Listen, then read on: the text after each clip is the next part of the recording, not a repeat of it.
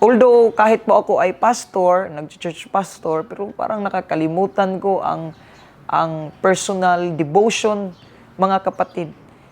And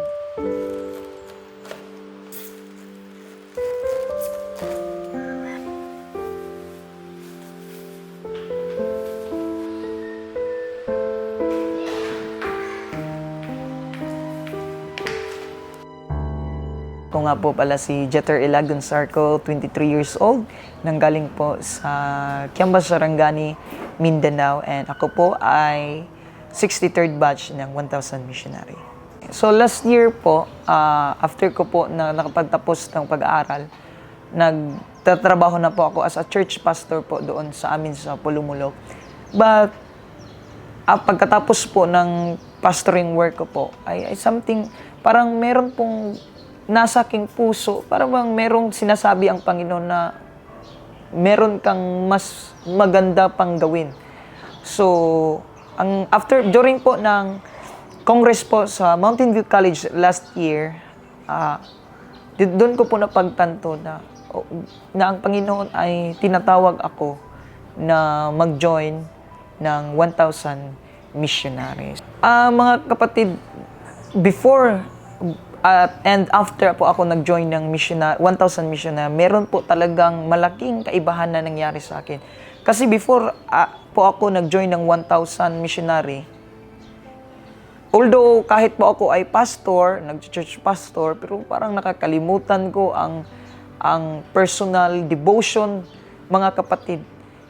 And after that, after I joined 1,000 missionary, nakita ko po, during po, panahon po ng training namin sa campus at panahon ngayon, after po ng training, after I joined 1,000 missionary, nakita ko po yung kaibahan na mas nakilala ko pa po si Jesus, mga kapatid, at hindi lamang ako nag-focus sa mga programa sa iglesia, pati na po pagbisita doon sa mga kapatiran na nangangailangan ng tulong, na may papakita po natin, pagbibigay ng serbisyo, papakita po natin kung ano po yung ginagawa ni Kristo sa kanyang buhay. Ang masasabi ko po na pinaka-rewarding sa pag-join ko ng 1,000 missionary, the best rewarding na na-receive ko sa Panginoon is paano ako binibigyan o paano ako tinuturuan ng Panginoon, mga kapatid. Kasi in a specific situation po, after po na kami ay galing kasi kami ng Masbate, na-move po kami last year, November dito sa Bacoor. After po ng isang linggo, nagkaroon po kami ng crusade. And the first night of our crusade, kasi if ikukumpara po natin sa probinsya at saka sa city, kasi ang first night ng crusade sa province, ang dami ng taong pumupunta. But here, mga kapatid, first night of our crusade, doon po kami sa Camellia Homes, mga kapatid. Special pa nga yung area namin eh. Meron po kami sa public place ng Camellia, maraming mga tao na nasa palibot.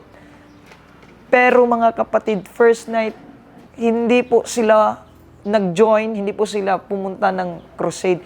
So sabi ko sa isip ko, Panginoon, grabe naman itong mga tao na ito, binibigyan na sila ng tsansa para maligtas.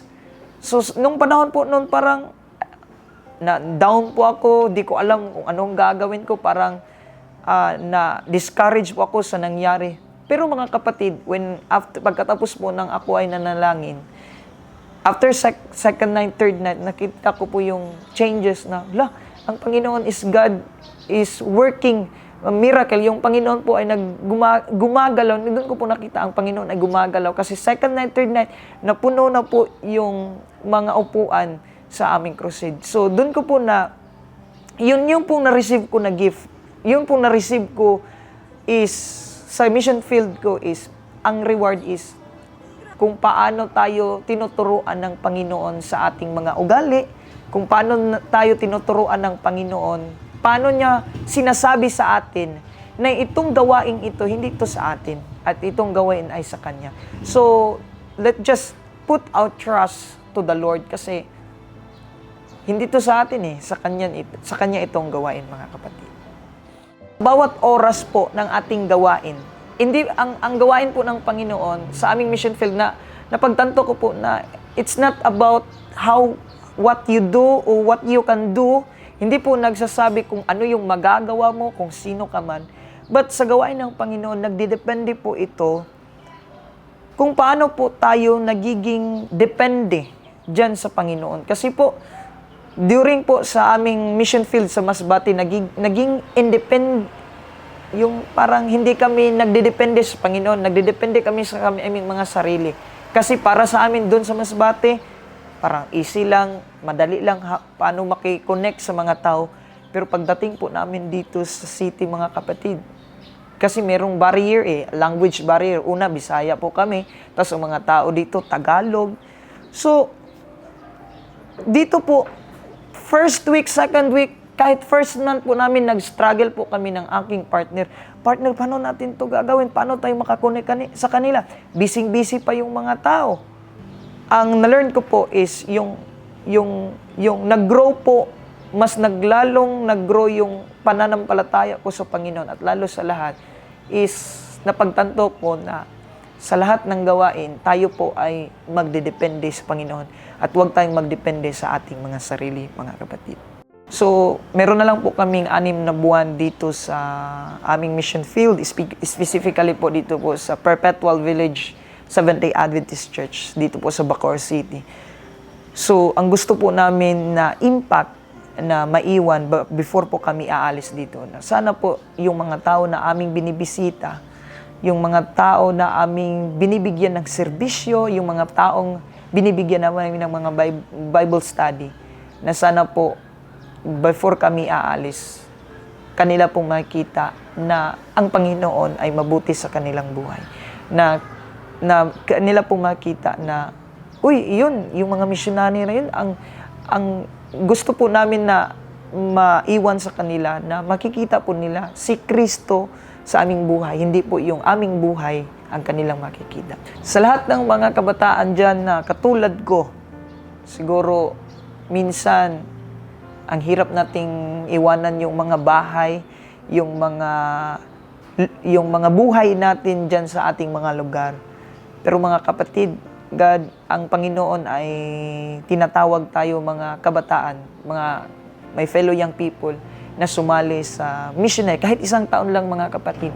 Kasi sabi ni Ellen White sa Message to the Young People, para po mapadali po yung gawain ng Panginoon, ang ginagamit niya is yung mga kabataan na katulad natin.